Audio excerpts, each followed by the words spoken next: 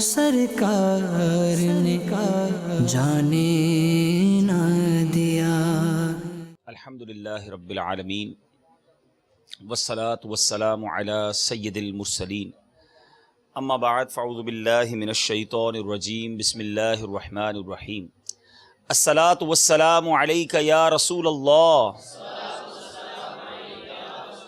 وعلی آلک واصحابک یا حبیب اللہ۔ الصلاة والسلام علیک یا نبی اللہ وعلی آلک واصحابک یا نور اللہ۔ میرے میٹھے اور پیارے اسلامی بھائیوں اور مدنی چینل کے ناظرین، الحمدللہ عز وجل دعوت اسلامی کے شعبہ جامعۃ المدینہ میں مدنی چینل کے ذریعے کچھ نہ کچھ تربیت کا سلسلہ ہوتا ہے۔ مدنی چینل کے ناظرین سے بھی گزارش اور جامعۃ المدینہ کے اسلامی بھائیوں اور اسلامی بہنوں سے بھی گزارش، آئیے کچھ اچھی نیتیں کر لیتے ہیں۔ نبی پاک صلی اللہ تعالیٰ علیہ وسلم کا فرمان عالی شان ہے کہ مومن کی نیت اس کے عمل سے بہتر ہوتی ہے۔ سب سے پہلے یہ نیت کرتے ہیں اللہ کی رضا کے لیے اول تا آخر بیان میں شرکت کروں گا، ادھر ادھر دیکھنے سے بچتے ہوئے، بات چیت کرنے سے بچتے ہوئے، موبائل فون کے استعمال سے بچتے ہوئے، ممکن ہوا تو بیان کی تعظیم کی نیت سے دو زانوں بیٹھ کر بیان سنوں گا۔ یہ بھی نیت کر لیں کہ اہم باتیں انشاءاللہ وہ نوٹ ڈاؤن کر لیں گے، لکھ لیں گے۔ درود پاک پڑھنے کے بے شمار فضائل و برکات ہیں۔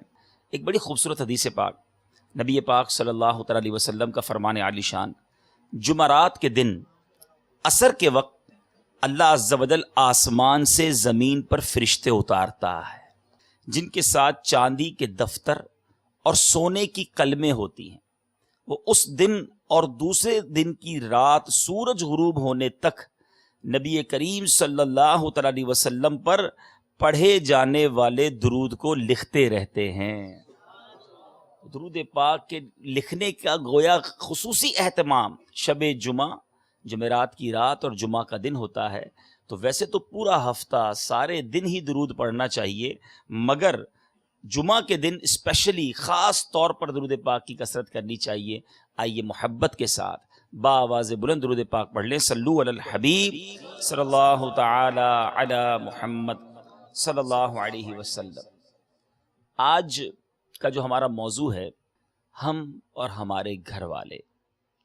عموماً دعوت اسلامی میں آنے کے بعد، مدنی ماحول میں آنے کے بعد، اور ماشاءاللہ پھر جامعۃ المدینہ میں آنے کے بعد، حقوق اللہ کے معاملات میں ہماری توجہ ہو جاتی ہے، غلطیاں کوتاہیاں اس میں بھی ہو جاتی ہیں، مگر عموماً دیکھا یہ جاتا ہے کہ مذہبی ماحول سے ٹچ ہونے کے بعد، قریب آنے کے بعد، نماز، روزہ، پھر اس کے علاوہ جو فرائض اور واجبات ہیں، حتی المقدور اس میں اسلامی بھائی انوالو ہو جاتے ہیں۔ اب اس میں جو کوتاہیاں ہیں وہ بھی ہمیں دور کرنی ہیں، لیکن یہ بعض اوقات جب ان معاملات میں بندہ کمپلیٹ یا کم از کم پورا ہونے لگ جاتا ہے تو پھر وہ سیٹسفائی، مطمئن ہونا شروع ہو جاتا ہے کہ الحمدللہ نمازیں بھی پوری پڑھتا ہوں، چہرے پر داڑھی بھی سجا لی ہے، سر پر امامہ بھی ہے، روزے بھی رمضان کے پورے رکھ لیتا ہوں، حتی المقدور جناب معاملات ٹھیک جا رہے ہیں۔ تو دل میں سے ایک بعض اوقات، جو کہ ہونا نہیں چاہیے، اطمینان کی کیفیت آنا شروع ہو جاتی ہے۔ یاد رہے کہ حقوق اللہ یقیناً پورے کرنے ہیں، مگر اگر کوئی شخص حقوق اللہ میں کوتاہی کرتا ہے لیکن وہ اللہ کی بارگاہ میں توبہ کرے تو رب کریم کی رحمت اپنے حقوق معاف فرما دیا کرتی ہے۔ لیکن حقوق العباد کا معاملہ ایسا ہے کہ اگر بندہ اس میں معافی بھی مانگتا ہے تو چند روایتوں کے مفہوم کے مطابق جب تک بندہ معاف نہ کرے تو رب بھی معاف نہیں فرماتا۔ تو حقوق العباد کے حوالے سے بعض اوقات ہماری توجہ کم ہو جاتی ہے، اتنا اٹینشن نہیں رہتا ہے۔ آج قرآن و حدیث کی روشنی میں، بزرگان دین کے واقعات کی روشنی میں یہ سمجھنے کی کوشش کریں گے کہ ہماری زندگی میں حقوق العباد کا معاملہ کتنا ضروری ہے، اور پھر بالخصوص جو ہماری فیملی ہے، ہمارا گھر ہے، ہمارے قریبی رشتہ دار ہیں، ان سے ہمارا تعلق کیسا ہونا چاہیے۔ کہیں ایسا تو نہیں کہ جناب درس نظامی بھی ہم کر رہے ہیں، جامعہ میں بھی ہم ہیں، پڑھنا پڑھانے سے بھی تعلق ہے، نمازیں بھی پڑھ رہے ہوں گے، شاید نفلی روزوں کی تحریک بھی جامعات میں چلی ہوئی ہے، بہت اچھی بات ہے، نوافل بھی پڑھ رہے ہیں، لیکن at end of the day آخر میں گھر والوں کے ساتھ جیسا سلوک مجھے کرنا چاہیے ویسا سلوک میں نہیں کر پا رہا۔ اگر ایسا ہے تو آج انشاءاللہ اس موضوع سے متعلق، اور مدنی چینل کے ناظرین بھی، کیونکہ فیملی سب کے ساتھ ہے، جو یہاں ناظرین بھی سن رہے وہ یہ نہ سمجھیں کہ یہ فقط جامعہ والوں کے لیے بیان ہے، اس وقت ہر مدنی چینل کے ناظر یہ سمجھے کہ یہ میرے لیے بیان ہو رہا ہے۔ ایک بڑا ہی جس کو آپ کہیں کہ سبق آموز اور زبردست میسج لیے ہوئے ایک واقعہ میرے شیخ طریقت امیر اہل سنت نے یہ واقعہ نقل فرمایا۔ منقول ہے کہ مجاہد بن یحییٰ بلخی فرماتے ہیں کہ ایک خراسانی مکہ پاک میں رہتے تھے اور 60 سال سے وہ مکہ پاک میں عبادت کر رہے تھے۔ ذرا غور کیجئے گا، اور عبادت کا عالم کیا تھا کہ دن کو وہ قرآن پاک پڑھتے اور ساری رات طواف کیا کرتے۔ مکے کی ایک نیکی کتنی نیکیوں کے برابر ہے؟ 1,00,000 نیکیوں کے برابر۔ 60 ایئرز، 60 سال مکے میں عبادت، اور عبادت کیسی کہ دن بھر جو ہے وہ قرآن پڑھنا اور رات طواف کرنا، اتنی عبادتیں۔ اب اس کا ایک اور دوست بھی تھا، وہ سفر پہ جانے لگا، تو جاتے جاتے اس دوست نے 10,000 دینار اس کے پاس امانتاً رکھوا دیے کہ آپ رکھیں، میں واپس آ کے لے لوں گا۔ جب وہ سفر سے واپس آیا تو پتہ چلا کہ اس عبادت گزار خراسانی دوست کا انتقال ہو گیا۔ اب یہ پریشان، کیونکہ کسی فیملی ممبر کو اس کے جانتا نہیں تھا، گھر بھی نہیں پتا تھا کہاں ہے، اب پیسے کہاں سے واپس ملیں گے۔ اب یہ شخص فقہائے مکہ کے پاس گیا کہ میرا ایسا ایسا ایک دوست تھا، بڑا عبادت گزار تھا، میں نے پیسے رکھوائے، ایماندار آدمی ہے، واپس آیا اس بیچارے کا انتقال ہو گیا، اب میرے پیسے کہاں سے ملیں؟ بڑی اماؤنٹ تھی، 10,000 دینار۔ فقہائے مکہ نے کہا کہ جیسی تم ڈیفینیشن تعریف بیان کر رہے ہو، یہ بندہ تو بڑا عبادت گزار ہے، یہ جنتیوں میں ہی ہوگا، ایسا کرو کہ آدھی رات کے وقت بیر زمزم کے اندر جھانک کر اس طرح آواز دینا، یعنی زمزم کے کنویں پر جا کر کہ اے خراسانی، میں نے تمہیں امانت دی تھی، وہ جواب دے دے گا۔ اس نے ایسا ہی کیا، آدھی رات کے وقت وہ زمزم کے کنویں پر گیا، وہاں جا کے اس نے صدا لگائی، مگر جواب نہ آیا۔ پھر علماء مکہ کے پاس آیا کہ میں تو گیا وہاں سے، جواب ہی نہیں آیا۔ تو اب انہوں نے کیا کہا، شاید وہ جنتیوں میں نہ ہو، ورنہ اس کی روح بیر زمزم پر ہوتی۔ اب ایسا کرو، تم یمن میں بیر برہوت جاؤ، وہ کنواں جہنم کے کنارے پر ہے، وہاں جہنمیوں کی روحیں رہتی ہیں۔ چنانچہ اب یہ ٹریول کر کے، سفر کر کے یمن پہنچا، بیر برہوت پہ جھانک کر اس نے آواز دی، اے خراسانی، میں نے تمہیں امانت دی تھی۔ وہاں روحوں کو چیختے سنا، وہاں روحوں کی چیخوں کی آواز آئی۔ تو اب ایک سے اس نے پوچھا تو کیوں عذاب میں مبتلا ہے؟ اس نے کہا میں ظالم تھا، حرام کھاتا تھا، ملک الموت نے مجھے یہاں پھینک دیا۔ وہ شخص جو حرام کماتا ہے، حرام کھاتا ہے، ڈر جائے۔ اس کو پھر ایک اور آواز آئی، دوسری روح نے جواب دیا، میں عبد الملک بن مروان کی روح ہوں، ظلم کی وجہ سے یہاں عذاب میں ہوں۔ اب اسی دوران جب تیسری آواز اسے آئی تو اب اس کے خراسانی دوست کی آواز تھی۔ اب اس نے کہا کہ تم یہاں کیسے؟ تم تو عابد و زاہد، 60 ایئرز، 60 سال کی عبادت، تم یہاں کیسے؟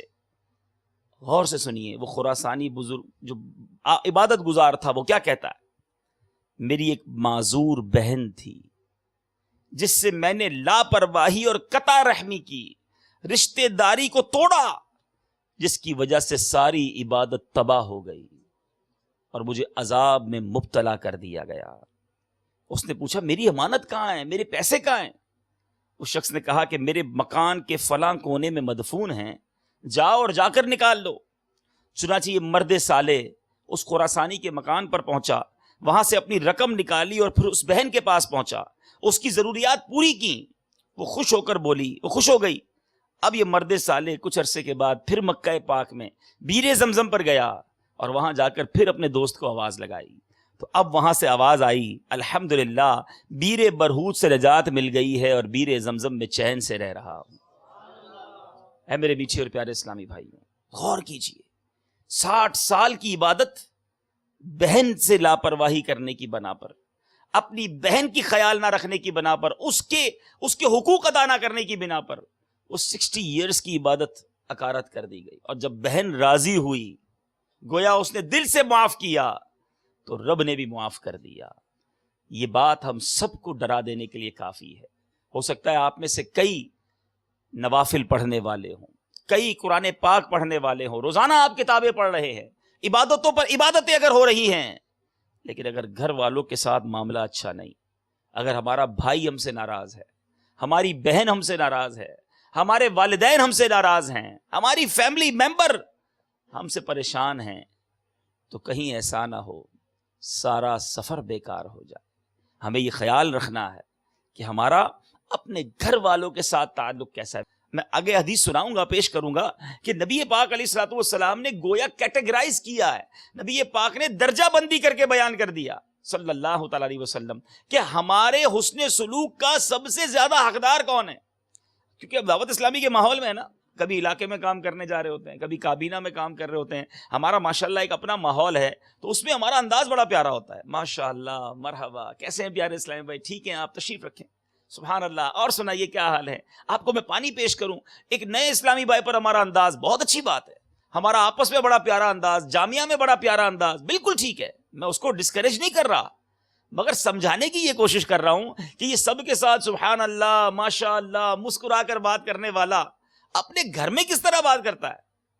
کہیں گھر جا کر شیر ببر تو نہیں بن جاتا کہ سب کے لیے مسکراہٹ ہے، سب کے لیے حسن اخلاق ہے، سب کے لیے نرمی ہے. اس حسن اخلاق کا پیکر مانا جاتا ہے یہ اسلامی بھائی. سارے اسلامی بھائی کہتے ہیں کیا پیارا بندہ ہے، لیکن یہی شخص، اگر اسلامی بہنیں مجھے سن رہی ہیں، ہو سکتا ہے آپ کا بھی یہی انداز ہو اپنے جامعہ کے اندر، مگر اسلامی بہن جب گھر جاتی ہے یا اسلامی بھائی جب گھر جاتا ہے تو گھر والوں کا کیا حال ہوتا ہے.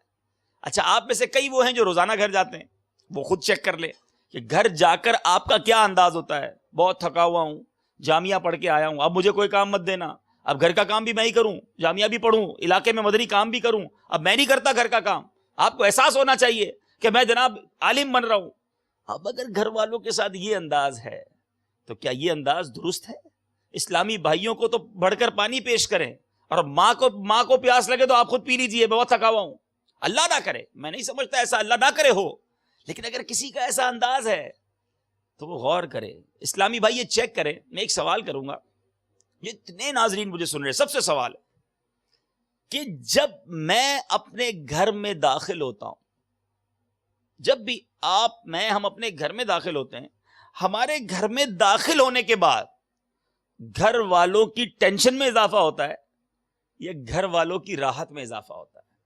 بس یہ اپنے آپ سے سوال کر لیں کہ میں گھر جاتا ہوں تو میری ماں کہتی ہے، ماں سمجھتی ہے کہ ماشاءاللہ میرا بیٹا آ گیا، مجھے سکون ملے گا. والد کہتا ہے میرا سہارا آ گیا، بہن کہتی ہے میرا بھائی آ گیا، بھائی کہتا ہے میرا بڑا بھائی آ گیا، بچے کہتے ہیں ابو آ گئے.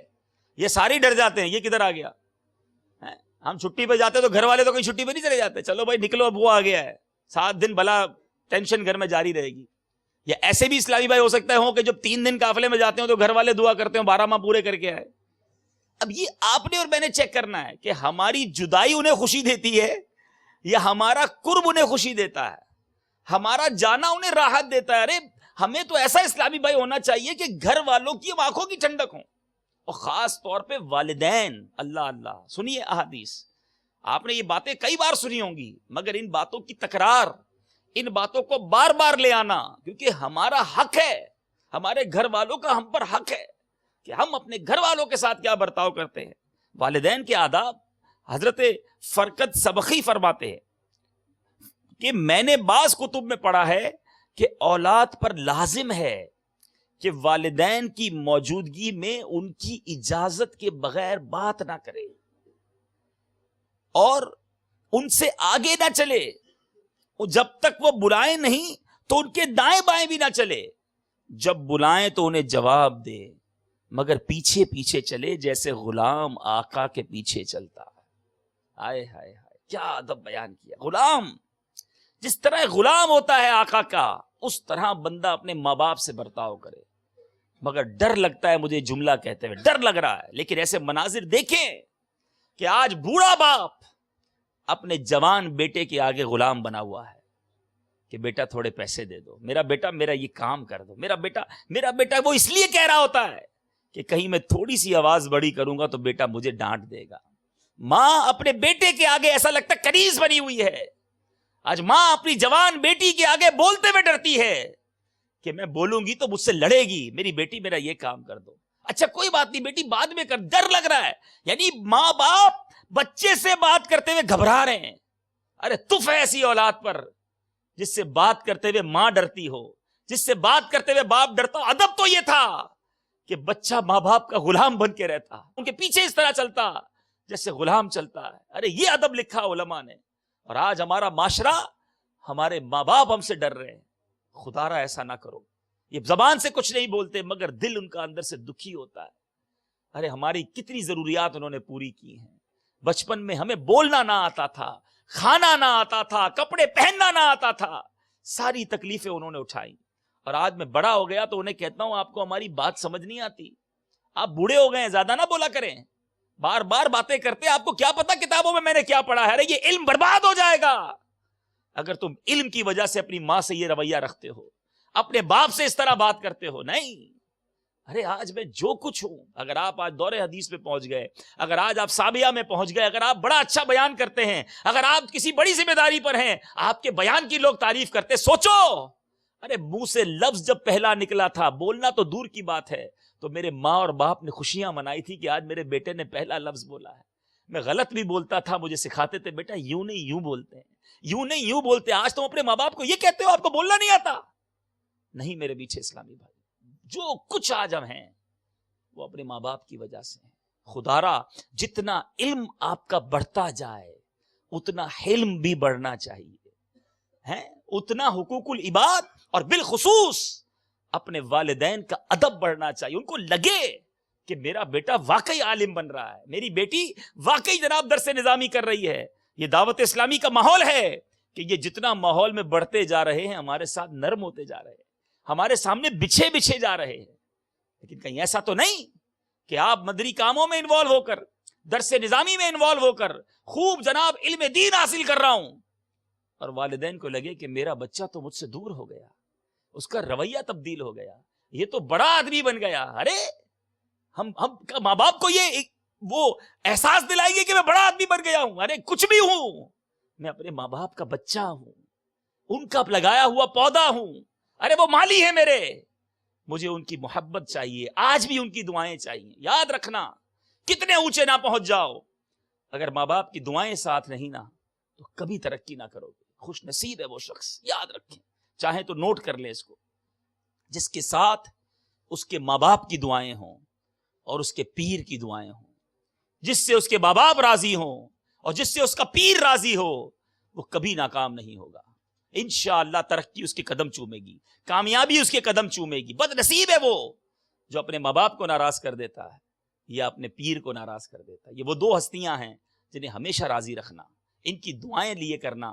پھر آپ دیکھیں آپ کے سامنے سے طوفان کیسے ٹل جاتے ہیں، آپ کے سامنے سے مصیبتیں کیسے دور ہو جاتی ہیں. سنیے، ایک صحابی رضی اللہ تعالیٰ عنہ نے بارگاہ رسالت میں عرض کی، یا رسول اللہ صلی اللہ تعالیٰ علیہ وسلم، ایک راہ میں ایسے گرم پتھر تھے کہ اگر گوشت کا ٹکڑا ان پر ڈالا جاتا تو کباب ہو جاتا. 6 میل تک میں اپنی ماں کو گردن پر سوار کر کے ان پتھروں سے چلا ہوں. آقا کیا میں اپنے ماں کے حقوق سے فارغ ہو گیا؟ سنو، لوگ کہتے ہیں میں نے ماں بہت کر لیا تمہارے لیے، اب مجھے اپنے لیے کرنا ہے. میں نے آپ کو پیسے تو دے دیتا ہوں ہر مہینے، آپ کو جو چاہیے ابو آپ کو لا کے دے تو دیتا ہوں، اور کیا کروں آپ کے لیے، اب کتنا کروں آپ کے لیے، میری بھی لائف ہے. توبہ توبہ توبہ. سنو نبی پاک کیا فرماتے ہیں، وہ کہتا ہے 6 میل ایسے پتھر پر چلا ہوں آقا کہ اگر اس پتھر پر گوشت ڈالا جاتا کباب ہو جاتا. کاندھے پر ماں کو سوار کر کے نبی پاک علیہ الصلوۃ والسلام فرماتے، تیرے پیدا ہونے میں درد کے جس قدر جھٹکے اس نے اٹھائے ہیں، شاید یہ ان میں سے ایک جھٹکے کا بدلہ ہو سکے. بھول گئے ماں نے کتنی تکلیفیں اٹھائی تھی. آپ میں سے جب آپ والدین بنو گے نا، یا جو بن گئے ہیں وہ جانتے ہیں یہ باتیں، کہ جب بچہ رات کو نیند سے اٹھ کر تنگ کرتا ہے، جب احساس ہوتا ہے میرے ماں باپ کو بھی میں نے تنگ کیا ہوگا.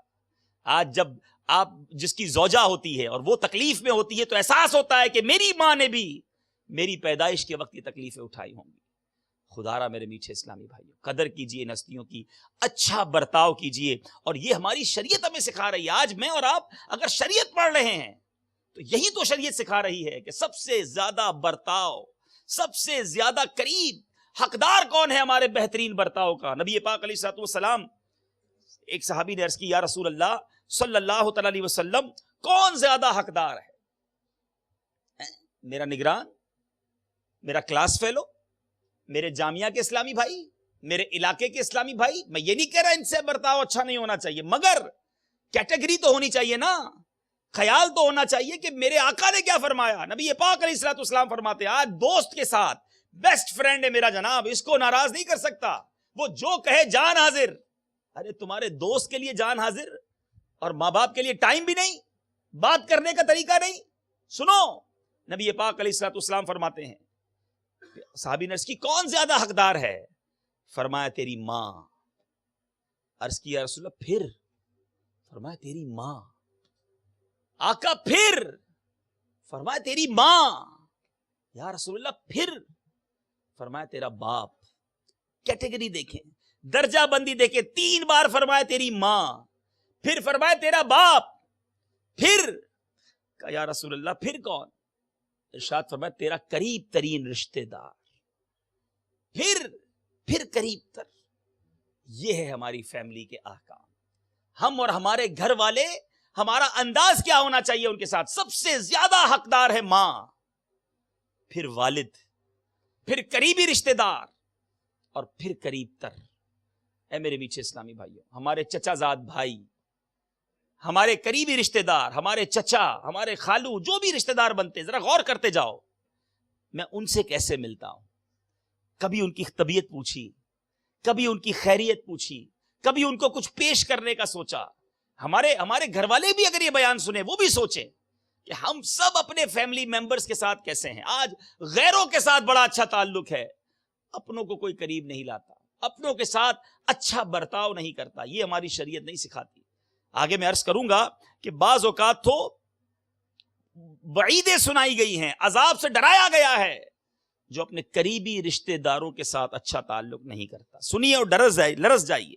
نبی پاک علیہ الصلوۃ والسلام کا فرمان، جو اپنے اہل قرابت رشتہ دار سے اس کے ضرورت سے زائد مال میں سے سوال کرے، یعنی کوئی رشتہ دار قریب ہو اور اپنے کسی اور رشتہ دار سے جس کے پاس مال زیادہ ہے، زائد ہے ضرورت سے، اس سے سوال کرے اور وہ بخل کرے، یعنی اسے نہ دے، تو اللہ عز و جل اس کے لیے جہنم سے ایک سانپ نکالے گا جسے شجاع کہا جاتا ہے۔ وہ زبان باہر نکالتا ہوگا اور اس کے گلے میں توک بنا کر ڈالا جائے گا۔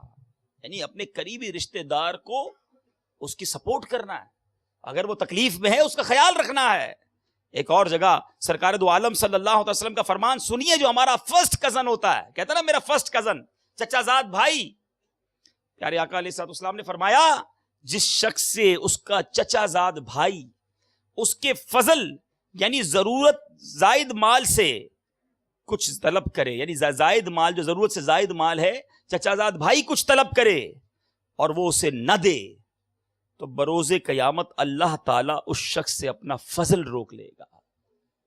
یہ احکام ہے رشتہ داروں کے، ہماری فیملی کے ہم پر کچھ حقوق ہیں، خدا را سمجھیے۔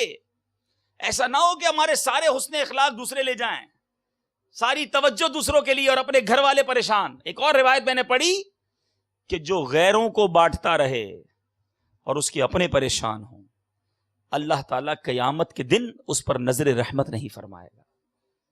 تو خدا را چیک کیجئے آپ کے رشتہ داروں میں کون کون پریشان ہے، آپ کے رشتہ داروں میں کون کون بیمار ہے۔ آج کتنوں نے اپنے رشتہ داروں کی تیمارداری کی ہے۔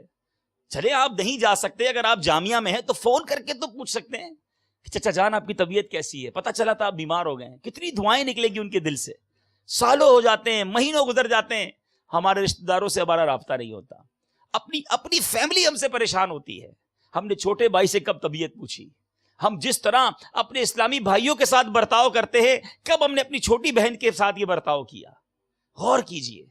ہمارے گھر والے ہمارے پیار کو بعض اوقات ترس رہے ہوتے ہیں، لیکن ہمارے پاس ان کے لیے پیار نہیں، ان کے لیے مسکراہٹیں نہیں، ان کے لیے حسن اخلاق نہیں۔ ایسا نہ کریں۔ اور پھر کئی اسلامی بھائی ایسے ملتے ہیں، اسلامی بہنیں بھی ہو سکتا ہے اس بات کی شاکی ہوں کہ ہمارے گھر میں مدنی ماحول نہیں ہے, بنتا نہیں ہے گھر میں مدنی ماحول, گھر والے سپورٹ نہیں کرتے. ارے مجھے بتائیں کہ آپ گھر والوں کے ساتھ کیسے ہیں, آپ کا انداز کیسا ہے؟ اگر آپ ہر دل عزیز بن جائیں گھر والوں کے لیے, گھر والوں کے کام کاج کرنے والے, احترام کرنے والے بن جائیں, پھر مدنی ماحول بنانا کوئی مشکل نہیں ہے. پہلے دل میں جگہ تو بنا لو.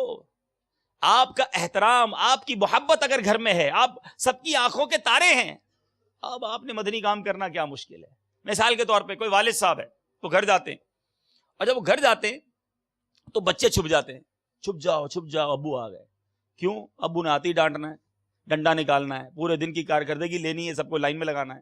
تو والد گھر میں داخل ہوا, بچے رضائی میں داخل ہوئے, تو اب تربیت کیسے کرے گا والد؟ بھائی گھر میں گیا, چھوٹے بہن بھائی چھپ گئے, چھپ جاؤ بھائی جان آ گئے. اب جب جس کا یہ انداز ہے انسپیکٹر والا, تو وہ انسپیکٹر تو تربیت نہیں کر سکتا نا. ماں باپ خود لرز رہے, یہ کدھر آ گیا بھائی چھٹیوں پہ. لیکن اگر جب گھر میں کوئی داخل ہو اور بچے اسی سے چپٹ جائیں, بھائی جان آ گئے, ابو جی آ گئے, اب کتنا شاندار آسان ہو جائے گا اس کے لیے تربیت کرنا کہ بیٹا چلیں بیٹھ جائیں, سارے بچے بیٹھ جائیں, میری بات سنیں, سب بیٹھ جائیں گے اس کے پاس. دیکھیے نماز پابندی سے پڑھ, کون کون بچہ نماز پڑھے گا؟ سارے بچے انشاءاللہ امید نیت کر لیں گے. آپ جھوٹ نہ بولنے پر ان کی تربیت کر سکیں گے, آپ ان کو سمجھا سکیں گے. مدنی ماحول بنانا کتنا آسان ہو گیا, بیکاز آپ پیار دے کر ان کے قریب پہنچ چکے ہیں. آپ کے ماں باپ آپ کی بات سنیں گے, آپ کے بہن بھائی آپ کی بات سنیں گے. مجھے ایک بات بتائیں, جتنے اسلامی بھائی ہیں, بعض اوقات ماشاءاللہ آپ میں سے کئی امام بھی ہوں گے, کئی علاقائی ذمہ دار بھی ہوں گے, آپ کو عام افراد ملتے ہیں اور کہتے ہیں ہمارے لیے دعا کیجیے گا, حضور دعاؤں میں یاد رکھیے گا, میرا بچہ بیمار ہے دعا کیجیے گا. بعض اوقات ہو سکتا ہے کوئی دم بھی کرواتا, حضور ذرا دم کر دیجیے. کبھی گھر میں کسی نے دم کروایا؟ چھوٹی بہن نے کہا ہو, چھوٹے بھائی نے کہا بھائی جان آج سر میں بہت درد ہو رہا ہے, دم کر دیں. کبھی والدہ نے کہا بیٹا میرے لیے دعا کرنا, ابو نے کہا بیٹا ذرا کاروبار میں تنگی ہے دعا کرنا. یہ غور کرنے والی باتیں ہیں. گھر میں کیوں ہم سے کوئی دعا نہیں کرواتا؟ کیونکہ ہم گھر میں کیسے ہیں ان کو پتا ہے, ان کے سامنے ہمارا کردار ہے, اس کے لیے تو دعا کروانی پڑے گی کہیں اور. اس سے کہا دعا کروانا, اس کے لیے خود کہیں جانا پڑے گا لگتا ہے تعویذ لینے کے لیے کہ یہ ٹھیک ہو جائے. ہم سے بعض اوقات کئی اسلامی بھائی ہوتے ہیں, حالانکہ ایسا کرنا نہیں چاہیے, ہمیں بھی عاجزی اختیار کرنی چاہیے. کوئی کہتا ہے یار آپ کا تھوڑا سا پانی جو آپ نے پیا نا یہ دے دیں, یہ آدھی چائے مجھے دے دیں. بہت جس سے پیار ہوتا ہے, احترام ہوتا ہے, اسلامی بھائی کا حسن زن ہوتا ہے. کبھی گھر میں بھی تو ساتھ کھانا کھاتے ہیں. کبھی کسی گھر والے نے کہا کہ بیٹا ذرا اپنی تھوڑی چائے بچا دینا, میں نے تمہارا جھوٹا پینا ہے. یا بہن کہے بھائی جان آج آپ کا بچا ہوا کھانا کھاؤں گی. تو یہ غور طلب باتیں ہیں کہ اسلامی بھائی جناب ہمارا دم کیا ہوا پانی مانگ رہے ہیں, ہم سے دعائیں کروا رہے ہیں, اور گھر والے ہم سے ڈر رہے ہیں. اٹ مینز انہیں پتا ہے کہ ہمارا انداز کیا ہے گھر والوں کے ساتھ. بخاری شریف کی حدیث ہے جس کا خلاصہ ہے تم میں سے بہترین وہ ہے جو اپنے گھر والوں کے ساتھ بہترین ہے. پیارے آقا مزید آگے فرماتے سن لو میں تم سب سے زیادہ اپنے گھر والوں کے ساتھ اچھا ہوں. میرے آقا علیہ الصلوۃ والسلام کی سیرت دیکھیں نا. بعض اوقات کچھ لوگ یہ ایگزامپل دیتے ہیں یار دین کا کام کر رہے ہیں, بڑی مصروف لائف ہے, اتنی ذمہ داریاں ہیں, اتنا برڈن ہے, اب فیملی کو کہاں سے ٹائم دوں گا, اب گھر والوں کو بھی توجہ دوں, گھر کے کام کاج بھی کروں. ارے میں اور آپ نبی پاک کے نالین اقدس سے لگنے والی دھول کے ایک ذرے کے برابر بھی نہیں ہیں. کونین کے والی ہیں, انبیاء کے سردار ہیں, برڈن کیسا, ساری امت کی اصلاح کرنی ہے, اس قدر جس کو کہیں کہ ذمہ داریاں. مگر گھر میں جب تشریف لے جاتے تو بچوں کے ساتھ کس طرح پیار کے واقعات, اپنی ازواج کے ساتھ مل کر گھر کے کام کرنا, سودا سلف بازار سے لانا, اپنے نالین اقدس کو خود گھانٹ لینا. میں نگران, اب میں گھر کے کام بھی کروں, پتہ نہیں دورے حدیث میں پڑھتا ہوں, بخاری شریف پڑھ کر آیا ہوں, اب مجھے تیاری بھی کرنی ہے, اور آپ مجھے کہہ رہے ہیں میں سودا لینے جاؤں. اور میرے آقا خود اپنے ہاتھ سے گھر کے کام کر رہے ہیں. اے میرے آقا کے امتیوں, پیارے آقا علیہ الصلوۃ والسلام کے کاندھوں پر سواری حسنین کریمین کے واقعات میں نے اور آپ نے سنائے ہیں. بھول گئے وہ واقعات؟ اور ہم کہیں میں بچوں سے پیار کروں, نہیں ہے میرے پاس بچوں کے لیے ٹائم. ہٹاؤ ان کو, یہ شور کر رہے ہیں, نکالو, میرا مطالعہ ڈسٹرب ہو رہا ہے. کون آئے گا آپ کے قریب بچہ بعد میں؟ یاد رکھیں جیسا بچے کے دل پہ شروع میں آپ نقش کریں گے ویسا نقش آخر تک رہے گا. جب اسے پتا چلے گا وہ میرے امامے والے جو انکل ہیں, وہ داڑھی والے جو اسلامی بھائی ہیں وہ بڑے نرم ہیں, وہ جب آتے ہیں مجھ سے پیار سے بات کرتے ہیں, سر پر شفقت کا ہاتھ رکھتے ہیں, کوئی نہ کوئی تحفہ دیتے ہیں, میں بھی بڑا ہو کے داڑھی والا بنوں گا, میں بھی بڑا ہو کے امامے والا بنوں گا, یہ انکل, یہ چاچا, یہ ماموں, یہ بڑے پیارے ہیں. اب ان کو پتا, بچپن سے ہی پتا چل جائے یہ داڑھی والے ہوتے ہیں نا ہمیشہ ڈانٹتے ہی ہیں بھائی, ان کے پاس نہیں جانا. اب جو بچپن سے ہی داڑھی والوں سے, امامے والوں سے, مذہبی لوگوں سے دور ہو گیا, آگے جا کے مذہبی ماحول میں کیسے آئے گا؟ میری اور آپ کی یہ بھی ذمہ داری ہے کہ چھوٹے بچوں کے ساتھ بھی وہ برتاؤ ہو کہ ان کو بچپن ہی سے مذہبی لوگوں سے پیار ہو جائے. آج کے دور میں آپ نہیں دیکھتے امیر اہل سنت کو, کتنی مصروف زندگی ہے. ارے بچے ان کے پاس جاتے واپس نہیں آتے, کہتے ہم نے نہیں جانا. اتنا پیار, حالانکہ مصروفیت انتہا ہے نا, لیکن وہ انداز دیکھو, سیکھو کہ ہمیں بچوں کے ساتھ, اپنے خاندان کے بچوں کے ساتھ, ارے اپنے بھائی بہنوں کے ساتھ تو اچھے ہو جائیں, ان کے لیے ٹینشن کا باعث نہ بنے. شروع میں بھی ایک سوال کیا تھا, پھر وہ سوال ریپیٹ کرتا ہوں کہ جب گھر میں جاتے ہو گھر والے گھبرا اٹھتے یا کھل اٹھتے؟ یہ سوال ہے ہم سب سے. بد نصیب ہے وہ شخص, واقعی بد نصیب ہے. گھر میں جاتا ہے, ارے گھر تو ہے ہی سکون کی جگہ, کہ وہ جہاں جاتا ہے اس کے گھر والوں کی ٹینشن بڑھ جاتی ہے. ارے میں اور آپ ایسے بن جائیں کہ گھر والوں کی راحت کا سامان بن جائے. ہم گھر میں جائیں, گھر والے کھل اٹھے کہ کمال ہو گیا یار, ماشاءاللہ یہ آ گیا, اب دکھ دور ہو جائیں گے, اب ٹینشن فری ہو جائیں گے, اب سپورٹ آ گیا, ہمارا بوجھ آ گیا ہم پر. کب جائے گا؟ پوچھتے بھی ہوں گے آپ میں سے کسی سے, بھائی جان واپس کب جاؤ گے, جامعہ کب کھل رہا ہے؟ ابھی تک چھٹیاں ختم نہیں ہوئی ہیں. وہ انتظار آپ سے زیادہ ان کو انتظار ہوتا ہے, چھٹیاں ختم ہو, بھائی جان جلدی جائیں. آپ کا قافلہ نہیں ہے, کب قافلے میں جا رہے ہیں؟ اس میں گھر والے بھی پوچھتے ہیں, اور اجتماع سے جلدی کیوں آ گئے, ساری رات کا اعتکاف نہیں کرنا؟ تو سوچو, اگر یہ چیزیں ہیں گھر میں تو یہ اچھی بات نہیں. ارے گھر والوں کو انتظار ہو کہ کب ماں کہے کہ میرا بیٹے کا میں چہرہ دیکھوں تو میری آنکھوں کا نور آ جائے گا, میرے دل کا سرور آ جائے گا. باپ کہے بیٹا میرے پاس بیٹھو تھوڑی دیر, تمہاری باتوں سے مجھے سکون ملتا ہے. وہ تم نے ایک حدیث سنائی تھی, ذرا دوبارہ سناؤ. یہ انداز ہونا چاہیے ہمارا فیملی کے ساتھ, اور پھر انہیں لگے گا کہ دعوت اسلامی کا ماحول کیا ہے. اور بات میں کر رہا تھا کہ گھر والے دعا نہیں کراتے, گھر والے دم کیوں نہیں کراتے؟ گھر میں ہم کیسے ہیں؟ ہمارے ہی درمیان ہماری جامعۃ المدینہ سے تعلق رکھنے والی ایک شخصیت تھی نا, اللہ ان کی قبر پر کروڑوں انوار و تجلیات کی بارش برسائے. جامعۃ المدینہ مجلس کے نگران تھے نا مفتی فاروق رحمۃ اللہ تعالی علیہ. آپ کے وصال کے بعد یہ راز کھلا. دیکھیں ایک تو ہوتا ہے نا, ہو سکتا ہے ہم میں سے کسی کے ساتھ ایسا ہوتا بھی ہو تو درجے میں واقعات بیان کرتے ہو. مجھ سے تو ابو جی بھی دم کراتے ہیں. عبدالحبیب بھائی کہہ رہے تھے نا بیان میں تو روزانہ گھر سے جب بھی آتا ہوں کھانا میرا جناب بہنیں بچے کھاتے ہیں. یہ بھی نہیں بتانا چاہیے. مفتی فاروق صاحب کے وصال کے بعد, دنیا سے پردہ فرمانے کے بعد, اسلامی بھائی پھر گھر والوں سے راز کھلا کہ آپ جب چائے پیتے تھے تو آپ کے گھر والے کہتے تھوڑی سی چائے بچا دینا, اور وہ تھوڑی سی چائے واپس برتن میں ڈالی جاتی تھی اور پوری فیملی وہ چائے پیتی تھی. آپ کا کھانا بچ جائے اس کا انتظار کرتے تھے کہ تھوڑا سا کھانا آپ چھوڑ دیجئے, ہم کھائیں گے. گھر کے خاندان کے افراد آ کر آپ سے دم کروایا کرتے تھے. یہ کردار پیش کیا نا. اب بتائیں اگر ایسا کردار آپ کا میرا ہو جائے, اب مدنی ماحول بنانا مشکل ہے کوئی ہے؟ اب گھر میں کتنا آسان ہو گیا, بھائی نماز نہیں پڑھ رہا لیکن مجھ سے پیار بڑا کرتا ہے, میں بٹھا کے اس کو سمجھاؤں گا میرا بھائی ہے نا, میرا بھائی ہے نا, پلیز آج سے نماز میں آپ کو ساتھ لے کے جاؤں گا. ارے اتنا پیار کرتا ہے مجھ سے, وہ کیسے منع کرے گا مجھے؟ لیکن پہلے ہی نفرت کرتا ہے, بولے بھائی جان اپنا کام کرو, دیکھا ہے میں نے تم کیا کرتے ہو, تو کیسے نمازی بناؤں گا؟ سمجھ رہے میری بات؟ اب بچے آپ سے پیار کریں, بہنیں آپ سے محبت کریں, آپ کا گھر میں بڑا اچھا ماحول ہو, والد والدہ آپ کے ساتھ اس قدر آپ کا پیار, آپ کی عقیدت, آپ کا احترام ہو, تو پھر تو مشکل نہیں ہے. تو اے میرے میٹھے اسلامی بھائی, آئیے میں بھی نیت کرتا ہوں, آپ بھی نیت کریں. حدیث پاک میں جو ہمیں کیٹیگری بیان کی گئی ہے کہ سب سے زیادہ حسن سلوک کی حقدار میری ماں ہے, سب اس کے بعد میرے والد کا حق ہے, پھر قریبی رشتہ داروں کا حق ہے. انشاءاللہ ہم اپنے گھر والوں کے ساتھ بہترین رویہ اپنائیں گے, ہم اپنے گھر میں ہر دل عزیز بن کر دکھائیں گے.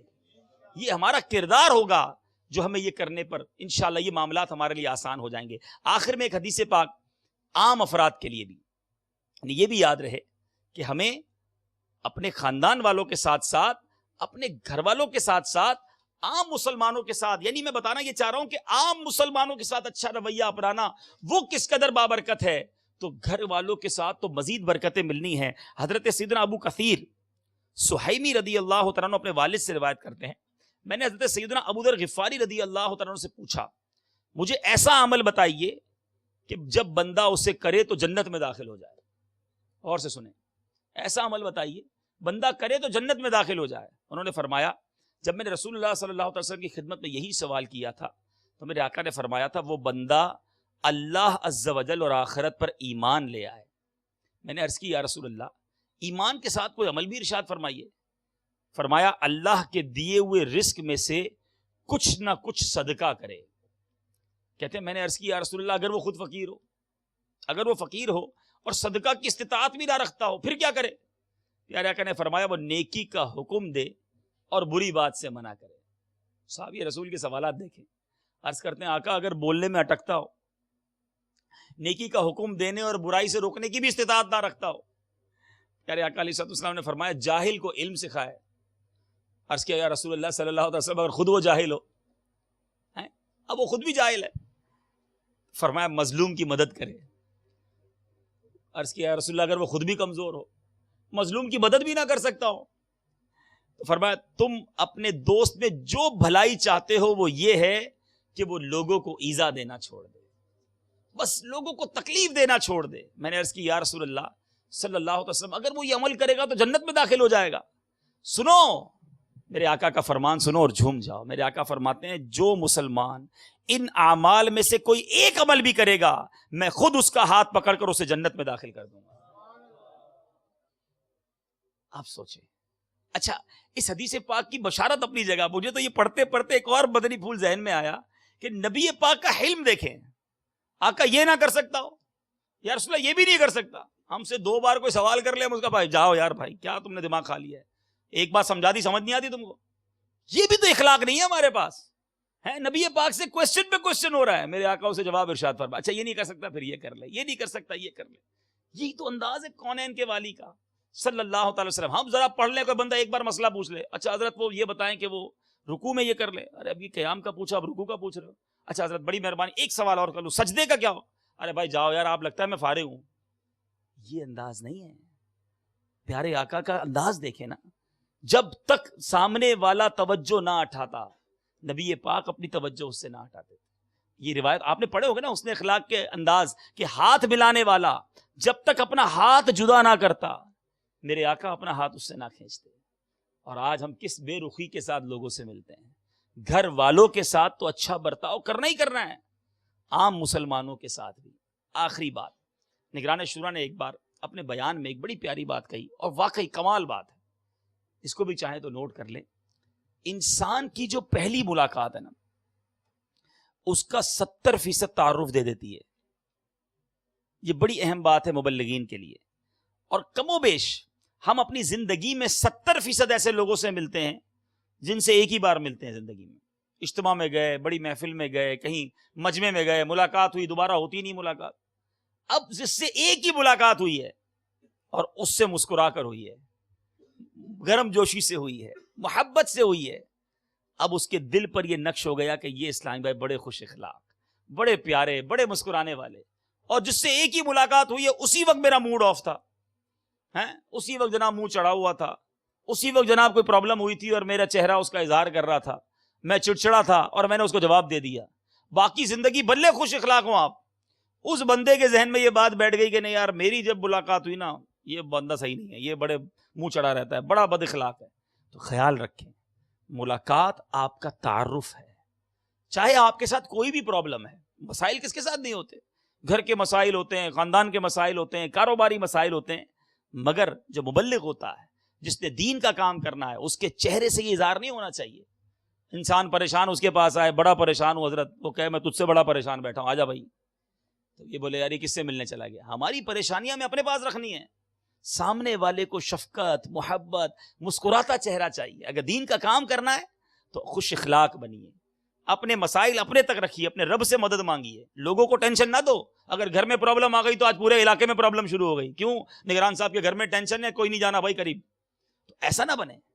آپ کے مسائل آپ کے، لیکن اسلامی بھائیوں سے ملیں تو محبت سے ملیں، شفقت سے ملیں، اور بڑی پیاری حدیث میں نے آخر میں سنائی ہے، لوگوں کو تکلیف نہ دیں۔ یہ آج نیت کرتے ہیں، اللہ تعالیٰ مجھے بھی استقامت دے، آپ کو بھی استقامت دے کہ زندگی میں مجھے چاہے کتنی تکلیف دے دی جائے میں کسی کو تکلیف نہیں دوں گا۔